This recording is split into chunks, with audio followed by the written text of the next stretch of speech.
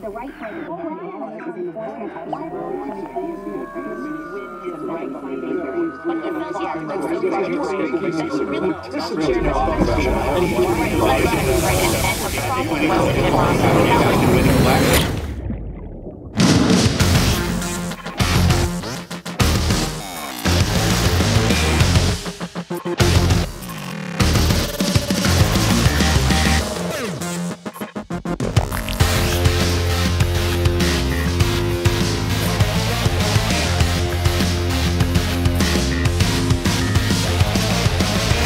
This is the Glenn Beck Program.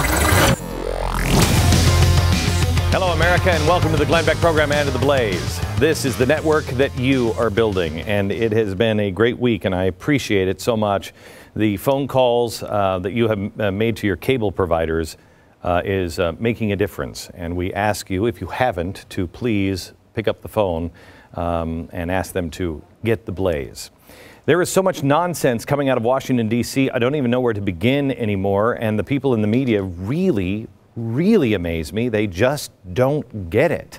Joe Biden offered some more gun tips. Remember when he said, let's go out here, just go out to your porch and just shoot off a couple of rounds, which I believe is illegal, Joe, but who's counting laws?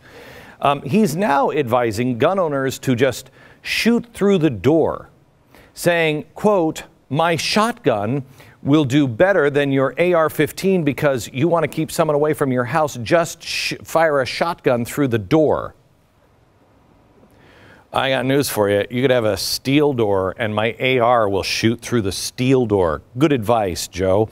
And actually, somebody's been following your advice recently. I believe that guy followed your advice. Vicious intruder he stopped, which was her. The supermodel girlfriend. He now faces murder charges. She's dead. Thanks, Joe. Now, we also have the Obama administration acting like they're on an episode of The Sopranos. Bob Woodward said today senior administration officials, namely Gene Sperling, threatened him via email. He said he'd regret writing a column that criticized Obama on the sequester. Watch. Said you're focusing on a few specific trees that gives a very wrong impression of the forest. But perhaps we will just not see eye to eye here. And then, you know, does something that I think is important for people to understand. He says, you know, I think you will regret staking out that claim. That's good.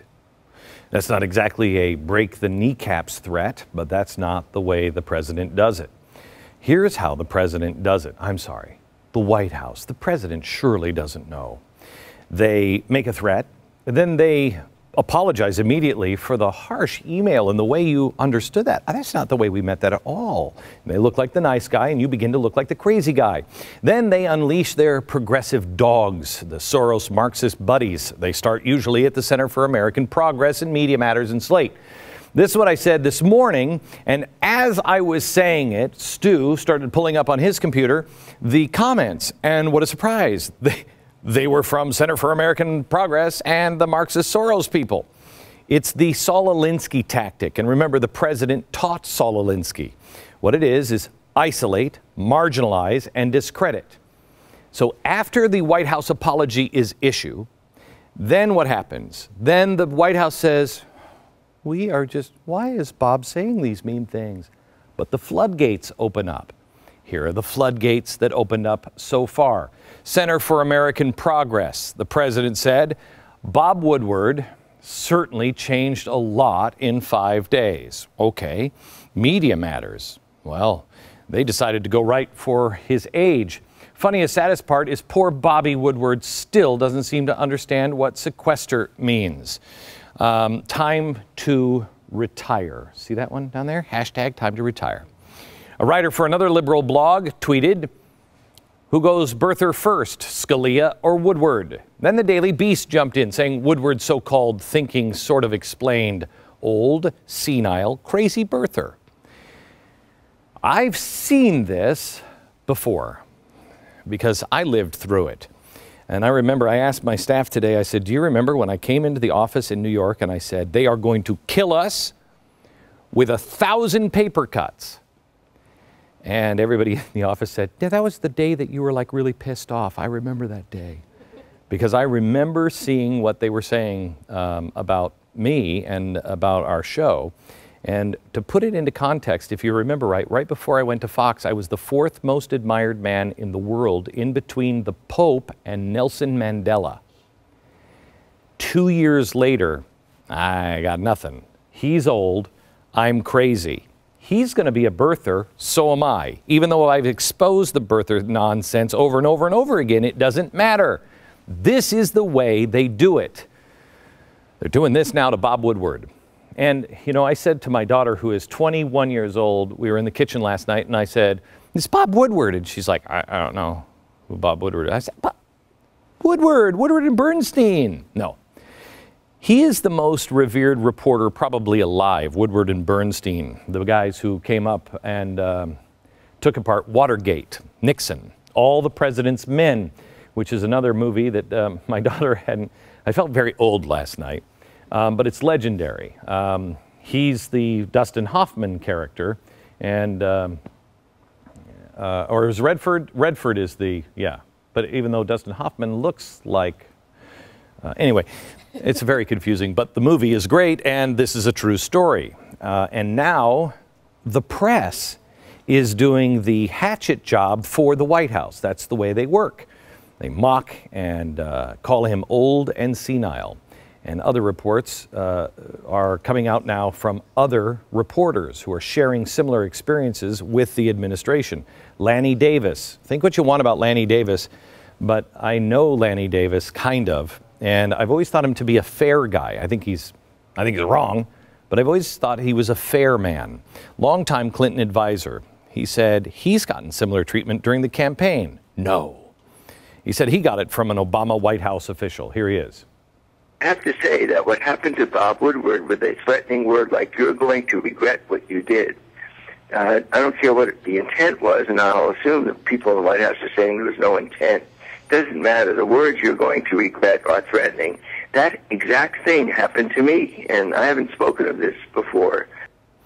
National Journal reporter also said he received several emails and telephone calls from the Obama White House filled with vulgarity, abusive language, and virtually the exact same phrase that Politico characterized as a veiled threat. You will regret staking out that claim. Politico wrote a 4-page spread complaining about limited access and manipulation of the media by this administration. Gee, welcome to reality, press.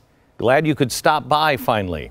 The press is feeling what we went through when we were at Fox. If you remember and you watched us on Fox, at one point we had 5 boycotts, all orchestrated by the White House and their allies. It had never happened before in U.S. history. We warned at the time, you may not like me, but you're next. If you think you're going to play ball with these guys, wait until you decide, you know what? I don't really agree with him on this one. Then you get the treatment. When it happened to us, the connections weren't even cleverly disguised because no one was looking. It was one Soros-funded group after another Soros-funded group. It is no small thing to speak out against this administration. It takes great courage. That is one reason why a certain speech that happened just recently stood out to me when I saw it. This speech. We spend a lot of money on health care, twice as much per capita as anybody else in the world, and yet not very efficient. What can we do? Watch the president's Here's my eyes. solution. When the person is born, give them a birth certificate, an electronic medical record, and a health savings account, to which money can be contributed pre-tax from the time you're born to the time you die. When you die, you can pass it on to your family members so that when you're 85 years old and you got 6 diseases, you're not trying to spend up everything. You're happy to pass it on, and there's nobody talking about death panels. No one talking about death panels. That didn't sit well with the White House. And I believe the president was, he was either, it's one of those things where you're like, oh, please, I'm falling asleep, or he was mocking and isolating by closing his eyes like he was bored and falling asleep. We now know, we found out today, that Dr. Carson was asked for a copy of his speech 5 times by the White House before he gave it. He refused. Good thing, too, because my guess is they wouldn't have really liked the message. They would have objected to the hardcore common sense talk on the folly of our tax code.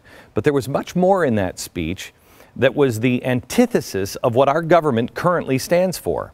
Personal responsibility, self-sufficiency, diligence, hard work, all of those things that the left hopes you no longer are so they can increase their power. What is it like to speak truth to power, especially a belligerent power? I know, Bob Woodward knows, Dr. Ben Carson knows. Tonight, we talk to him. But before we do, I thought it was important to get to know him because he's more than a guy who just gave a speech. His words are even more powerful when you know the life experiences that inspired them, and really the role that this book, Booker T. Washington, Up From Slavery, played in his life. Watch. The year 1951. The term rock and roll had just been coined. Television just made its debut. And with all odds against him, the present-day trailblazer is born in Motor City. His name is Benjamin Carson. I'm a soldier. His mother, Sonia, is one of 24 children. She married at the age of 13, hoping to escape life in and out of foster care. It taught her to fend for herself, and eventually she'd have to. Sonia discovered that her husband was a bigamist. Eventually, she left him and took her sons with her, fiercely determined to never become a victim. You're the captain of your ship, so agree with the same. If you travel downward, you have yourself to blame. Those words were a constant reminder to Curtis and Benjamin. As difficult a life as she had, and she worked 2 to 3 jobs at a time as a domestic, cleaning other people's houses because she didn't want to be on welfare. Even though she had only a 3rd grade education, she was very observant. And she noticed that no one she ever saw go on welfare came off of it. Despite her hard work, it was clear to see where her sons were headed. Benjamin had a bad temper and bad grades. Surely he would become another statistic bred from the Detroit ghetto and a single-parent home. She prayed, she asked God to give her wisdom. What could she do to get her young sons to understand the importance of intellectual development? And you know what? God gave her the wisdom, at least in her opinion. My brother and I didn't think it was all that wise. I mean, turning off the TV, what kind of wisdom was that? You know, as far as we were concerned, it was child abuse. But she said we could watch only 2 or 3 TV programs during the week. And with all that spare time, we had to read 2 books apiece from the Detroit Public Libraries and submit to her written book reports, which she couldn't read, but we didn't know that. She would put little check marks and highlights and underlines, and we would think she was reading them, but she wasn't. Reading ignited Ben's love for learning, and by the 5th grade, his grades began to climb. When I thought I was stupid, I acted like a stupid person. When I thought I was smart, I acted like a smart person, he would say. By 1968, Ben had his sights set on college, but there was just one problem. Each college required a $10 non-returnable entrance fee sent with the application. He wrote, I had exactly $10. I could only apply to one. That one application went to Yale, where a degree in psychology was just the beginning. You see, I believe that God gives everybody special gifts. And I stopped and analyzed my own gifts, and I realized that I had a lot of eye-hand coordination. I could think and see in 3 dimensions, and I love to dissect things. That coupled with a love of the brain, I said, you would be a natural in neurosurgery. At 33, he became the nation's youngest chief of pediatric neurosurgery. He was the face of several high-profile brain surgeries, including the 1987 case of Binder twins, who were joined at the back of the head.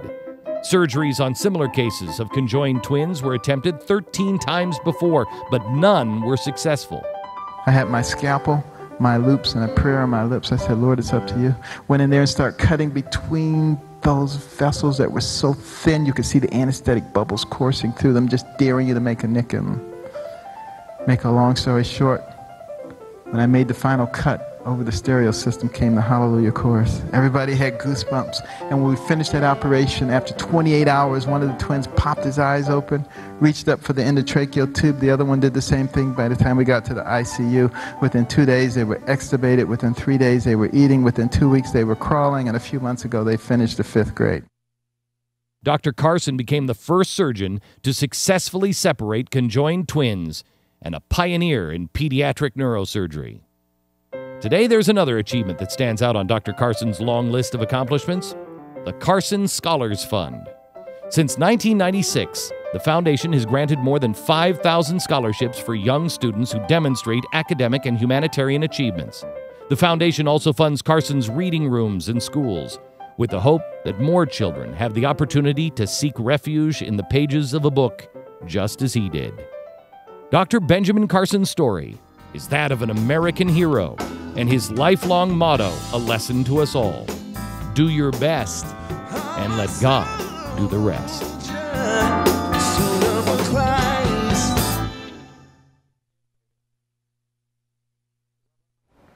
Dr. Benjamin Carson, Director of Pediatric Neurology at Johns Hopkins University and author of America the Beautiful. How are you, sir? Thank you. Doing well, thanks. I have to tell you that when I started learning about you, my first connection on you, besides the president, it did make me a little weepy, was this book. This is one of my favorite books. It's a great book. This is a great book. This is this is how sad it is. This is Up From Slavery by Booker T. Washington, and this is how sad this is. To buy a book that is in this condition, this age, first edition, is very difficult. Yeah. They run about $2 grand or something like that. This book is $450, which immediately shows me how devalued the book is in school. Yes. Nobody's quoting him. This guy is you. Absolutely. He's your story. It's such an amazing story because, you know, it was one of the early things that I read. A man who was born a slave. It was illegal to teach slaves to read, yet he taught himself to read, read everything he could get his hands on, and became an advisor to 2 presidents. But the real important point in that story is the fact that it was illegal to teach slaves to read. Mm-hmm. Why was it illegal? Because the slave owners knew that if a man is educated, a man can be free. Mm-hmm. And that is still the case today. And a lot of people intentionally place themselves in a position of subjugation because they don't take advantage of education. Do you think, because your mother was so instrumental in your education and reading, do you think she saw similarities? Because yes, my mother was a very observant person. And even though she only had a 3rd grade education, and if anybody ever had a right to be a victim, it was her. But she would absolutely refuse that role and wouldn't let us be victims either. But in the homes that she cleaned, she observed that people picked up books and they read and they strategized, and they didn't spend a lot of time looking at television. And she sort of, the wheel started churning, and she said, I think there's something to this. And therefore, she was quite disappointed that we were not achieving in school. And she made it her goal in life to make sure that we turned that around, that we began to read and that we began to achieve. And I got to say, we weren't all that enthusiastic about it, quite frankly, because all the other kids were out playing and having a good time. And we had to stay in the house reading books. And her friends would say, you can't make boys stay in the house and read books. They'll grow up and they'll hate you. And I would say, Mother, you know they're right. But, but you know, she was determined that we were going to do that. Today, I would just call 911 and say, my mom's trying to make me read, and they would come. But at any rate, after a while, I actually began to enjoy it enormously. As I read books like that one and about other people. When did you read this? How old were you? What year was it when you think you read this? It was about like 1963, 64. This must have been incredibly powerful at that time. It was. It was incredibly powerful. And I read about all kinds of people who just achieved in spite of all the difficulties that they were in. And I really stopped listening to people around me at that point who were always saying, poor me, and this person's keeping me down. That stuff just went right out of my mind, and I began to think about what I could do rather than what I couldn't do. And it really changed my trajectory. Are you concerned at all? Because I feel a responsibility. A few years ago, I started hearing in my head, clay pots, clay pots, clay pots. Didn't know exactly what that was. Know the idea of the hiding of the scriptures. I think the clay pots are our children, that we have to put our teachings in the children. But I also find it part of my responsibility to preserve as much of this as possible. When my wife and I started to look for a house when we moved here, we couldn't find a single house with a library in it. And I mean, library shelves. Yes. Nobody has books anymore. When you go to Barnes & Noble, I was in a Barnes & Noble here a couple of weeks ago. Yeah. It's like a toy store now. I mean, there's hardly any books there. They have dramatically changed overnight. But you can get latte, right? Yeah, you can. You can. We sat there and we were having, I don't know, a hot cocoa, and we were talking about, there's like no books here. I mean, it's a very different world. You can get them online, but that's not the same. No, it isn't. And, but I'm not sure that we're ever going to change that. No, we're not. I will say that there is something really nice about being able to sit back in a comfortable chair with a book. Yeah. And actually turn the pages. Well, have you read and I know this to be true, because I've stopped reading books on with paper, I don't know, about 3 years ago. And I can no longer tell you what even book I read it in at times. But if I read it in a book, right, I can tell you, oh yeah, you know what, that fact is, oh, it's about a third of the way in, and it's up on the upper right-hand corner. And there's this new study out that shows that the act of reading it and turning the page actually reinforces it does. instead of reading that way, instead of reading electronically.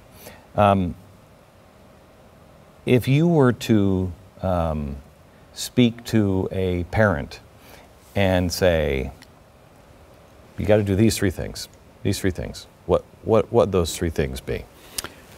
Well, you got to teach your child the importance of developing their intellect. Knowledge is power. You have to teach them to overcome fear. Because fear is one of the things that keeps people from being able to achieve. And you have to give them a solid basis of values. I believe those come from God. They come from a family structure. If you don't give it to them, they're going to get it from another place. Nature hates a vacuum. And that place frequently is not a good place. It's sometimes very negative peers. So teaching them how to educate themselves, reading. You can't just say it, though. You have to demonstrate it. A lot of parents say, you need to go read, and then they go plop themselves down in front of the TV all night. Right. That's no good. Right. I try to take the TV away from my kids, and we're reading the Hardy Boys. And have you ever read the Hardy Boys? I have not read them. I read the Hardy Boys, and I'm reading the original Has anybody here read the Hardy Boys? The old ones? I'm reading the 1920s version, and you wouldn't believe the values in that, far as there's somebody who's a bad guy who's shot. The Hardy Boys come and they get him. They take him to this farmhouse.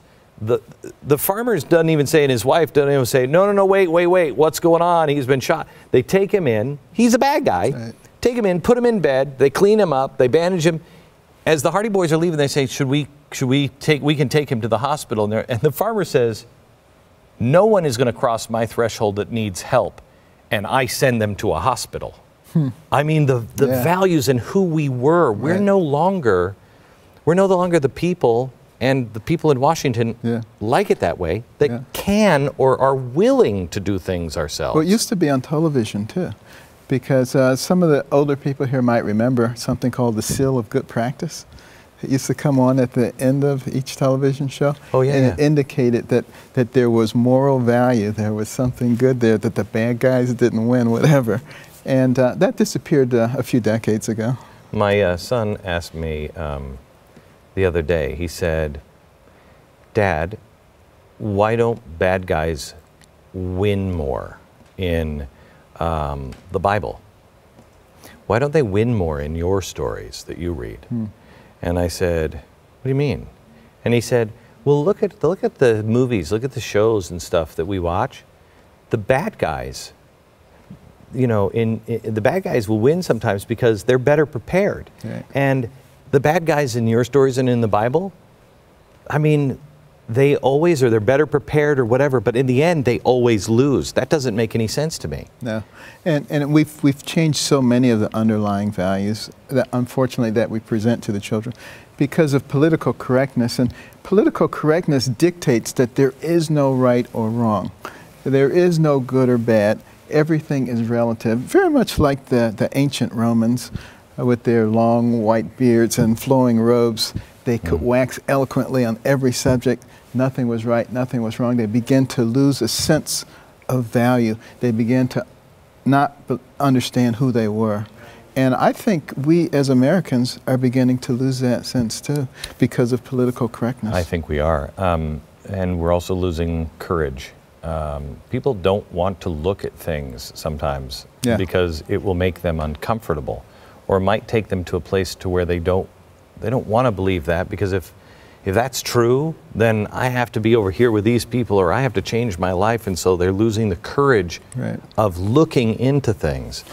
Well, we need to remember one of the pillars, one of the founding pillars of this nation was freedom of speech and freedom of expression. And when we give up that freedom by succumbing to political correctness, then we are basically allowing the underpinnings of our society to be changed without debate. How much pushback have you gotten? Well, I get plenty of pushback, but I don't care. Good. You know, because if God be for you, who can be against you? What I have gotten is an outpouring of support, which is almost unbelievable, from all over the country. And the most poignant ones are the elderly people who said, I had given up on America. And I was just waiting to die until I heard you. Wow. Back in just a minute. Wow.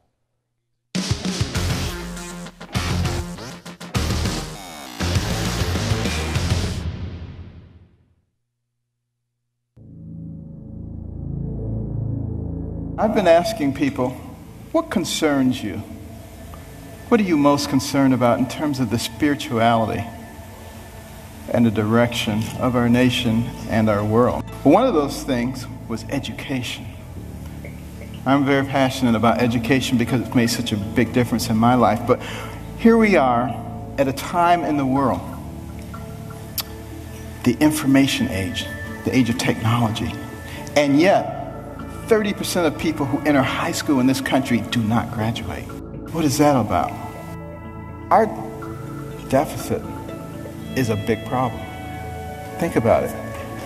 And our national debt, $16.5 trillion. You think that's not a lot of money? We have to deal with this. We have some of the most intellectually gifted people leading our nation. All we need to do is remember what our real responsibilities are so we can solve the problems. My role model was Jesus. And he used parables to help people understand things. Sea captain. And he's out on the sea near the area where the Titanic went down. And they look ahead and there's a bright light right there. Another ship, he figures. He says, send a message. This is Captain Johnson. Deviate 10 degrees to the north. Back comes the message. This is Ensign 4th Class Riley. Deviate 10 degrees to the south. Now he's really upset. He says, send him a message. This is a naval destroyer. Back comes the message. This is a lighthouse.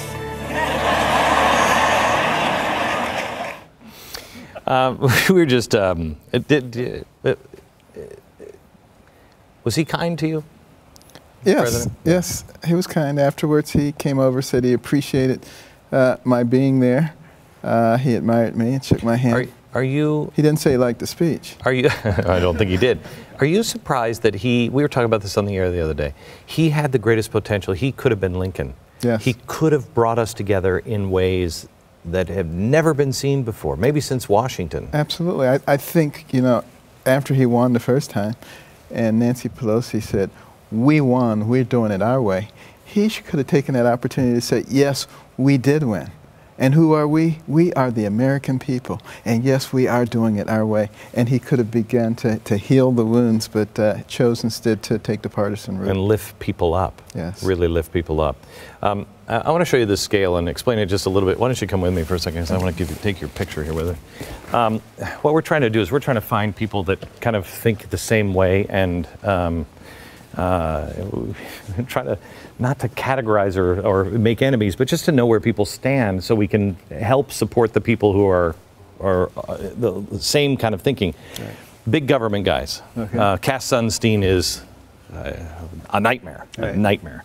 Totalitarianism. This kind of gets into the GOP and the Democrats. Big government people, but this kind of gets into that place where you're not really sure if they really even believe it, but they'll play the party line. And then you get here to freedom, and you get closer to, this is the Articles of Confederation, which collapsed, and this is the Constitution. Right. This is true libertarianism. Where would you place yourself on? I think I would probably be about right here. Up is liberal. Down, this is John, what's his name? Mackey, yeah, from Whole Foods. So you're down here. I'm somewhere in that general. I mean, if there's one that says Constitution, I would put me right on top of that one.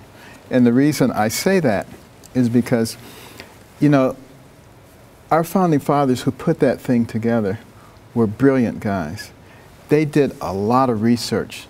They looked into different types of societies, and they saw what the beginning was and what the end was. And they tried to create a document that would allow us to be a free society that did have certain protections that the government would provide, but did not allow the natural progression that they had seen. The natural progression being the loss of rights of citizen and the gaining of right of the government. They said that's what always happens. Okay, this was supposed to prevent that. All right, so now this is the Constitution, but this is also the very smallest government you can have. So let's play the little game of what's your favorite gift from the government? You being a doctor. I can't. If you're right here, I can no longer fund your hospitals. I can no longer fund your research. I want the government to provide the military, so that we don't get invaded by somebody and destroyed. I want the government to provide the roads so that I can get from point A to point B in order to carry out whatever. Would mainly be state that does that. That I need to do. And in terms of taking care of my day-to-day needs, I want to do that myself. I want my community to do that. And I can band together with a group of people, and we of like mind can decide, we're going to take care of ourselves. You're going to provide the food. You're going to provide, the hospital care. You're going to provide this. Come on, hug it out. Hug it out. Hug it out. Yeah. Absolutely. That's great. And that's how we did things in the beginning. Right. And it worked extraordinarily well. It did. And there is a tendency after a while for people to just sort of decide that it's much easier to have somebody else dictate how things should be done. And there are always people who are all too willing to do that. Right. But in the end, it makes it more difficult. I mean, we think it's easier, but has anybody thought about how much time, how many man hours we have wasted in the last 10 years? Since before September, really 20 years, geez. In the last, century, how much time we've wasted worrying about Washington and trying to say, no, you've got to have this much, but not this, or I want this, or let's have this controlled and this not controlled. We waste enormous amounts of resources. Well, what we unfortunately have forgotten is that this was to be a nation for, of, and by the people. Not for, of, and by the government. We have totally forgotten that. And, there is a very excellent role for government. And government, when it understands that role, as dictated and defined by the Constitution, works extremely well. And you look at the fact that this nation went from nowhere to the pinnacle in record time. They say that's slavery. They say that's slavery that did that. Slavery was beneficial to the economic well-being of this nation. There's no question about that. But slavery was also happening all around the world. Slavery is still happening. It was, and it does continue to happen. It was a bad thing, but it happened. And did we accrue some benefits from it? We did.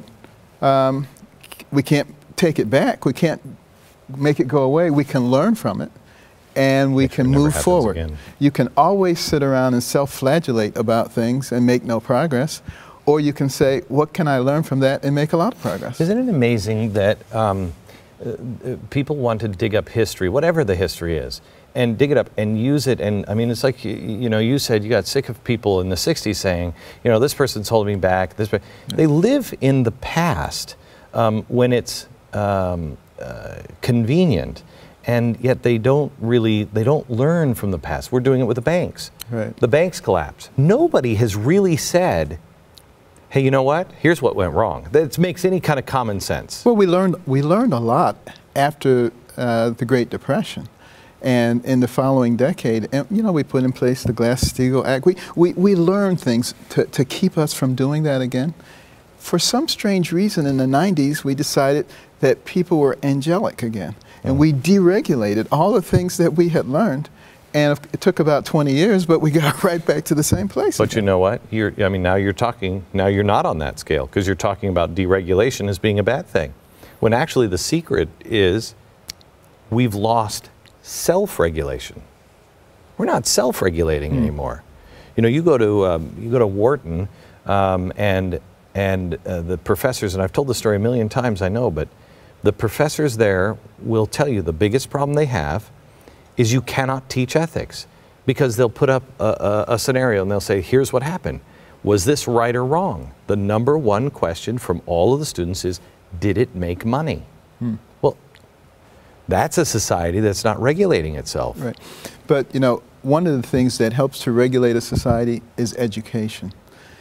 Now, part of the reason that we had this gigantic economic collapse is because people were not educated. When I was a youngster, everybody knew that you did not buy a house that cost more than 2.5 times your annual income. Okay? It was common knowledge. We lost that knowledge. And so slick, you know, banking people and all kinds of people were able to come in and say, don't worry about that. It doesn't matter how much you make. What, you make $60,000? You can afford this $500,000 house, no problem. And people were gullible enough to believe that. Well, they wanted to. Yeah. If you promise a man something, I mean, my grandparents and probably yours would have walked away and said, we're getting out of here. Don't listen to that. That's nonsense. Yeah. And it's not that we're gullible as much as we want to believe it. We want to believe it, but I don't believe we're teaching basic economics anymore. Oh, no, we're not. I mean, how to run a household. Yeah. Basic, simple things. But you look at the highest level, and what is it? Rehypothecation. Have you ever heard that word before? Because I never had. That's a new one. Yeah, rehypothecation. What it means is this is the word of the future. Rehypothecation means what's happening with Germany. They want their gold back. They've asked for their gold back. The Fed says, it's going to take us, 7 years to give 10% back? It's because we have, and all of us did it, all of the countries did it, we've sold that gold over and over and over again, so you don't really know who owns it. Same thing with your house. They try to foreclose on you, say, let me see the paperwork on that. Not one bank owns it, they all do. And then they use that as an asset, and they sell it again. Right. And so nobody really owns anything. And, you know, you want to talk about basic math, they don't even get basic math right at the highest levels. They just start making stuff up and say, it'll work for now. Back in a minute.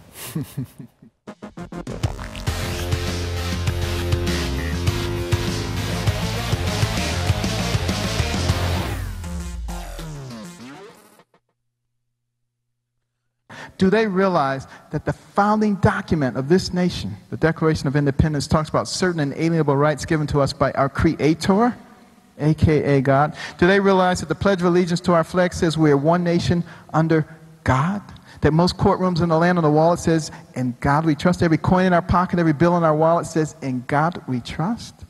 So if it's in our founding documents, it's in our pledge, it's in our courts, and it's on our money, but we're not supposed to talk about it, what in the world is that? In medicine, it's called schizophrenia. We're going to do rapid fire. Okay. All right. Second Amendment. Guns, there's a reason for the Second Amendment. People do have the right to have weapons. With this argument that's going on, the way we solve it is we ask, what is each side afraid of? And then we address it that way. Do I have a right to own a semi-automatic weapon? It depends on where you live, I think. I think if you live in the midst of a lot of people, and I'm afraid that that semi-automatic weapon is going to fall into the hands of a crazy person, I would rather you not have it. If you live out in the country somewhere by yourself, I have no problem. Is that a government, the federal government, or the local government that can decide that? I think it'd probably be a local. We're going to have a shortage of doctors. We already have a shortage of doctors, and we certainly have a shortage of doctors who are happy, particularly primary care physicians, because they have to spend only 12 to 15 minutes per patient. Should people be able to have experimental drugs? If I have cancer, I've got 2 months to live anyway. Should I be able to have the experimental drugs? Well, the FDA leave me alone? You certainly should be able to have pain-killing drugs. It depends on what kind of experimental drug you're talking about. Let's see. Doctors make too much money. Not if you do it on a per-hour basis. The rich are greedy and bad. If we don't have the rich, we all devolve into something that's going to be economically non-viable, because look at all the things that happen because somebody owns a yacht. Look at all the different people who get employed. Look at all the things that have to be manufactured. You know, it's not about envying other people. When I was very poor, I never envied anybody. I simply said, wow, I have an opportunity to be like that too. This is great. Name a politician that inspires you. I know. That becomes a more difficult question. For me, it's an impossible question, so. I'll have to defer on that one. Name your favorite person from history. That would be Jesus. Besides Jesus. That's okay. George Washington. George Washington. I love you. Well, might as well. You going to run for office? It is not my intention to run for office because I would be a terrible candidate.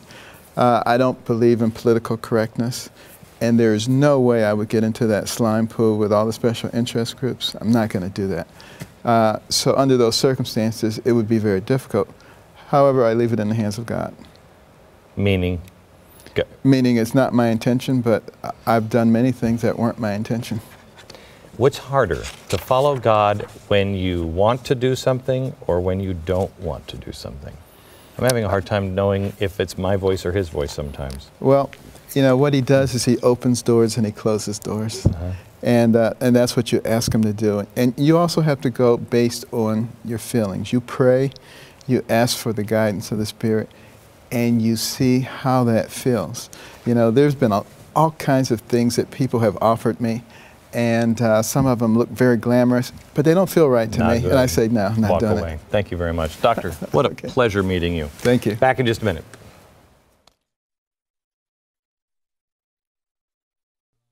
Tomorrow's Friday. We'll see you early on the radio, and then back here tomorrow, 5 o'clock from Dallas. Good night, America.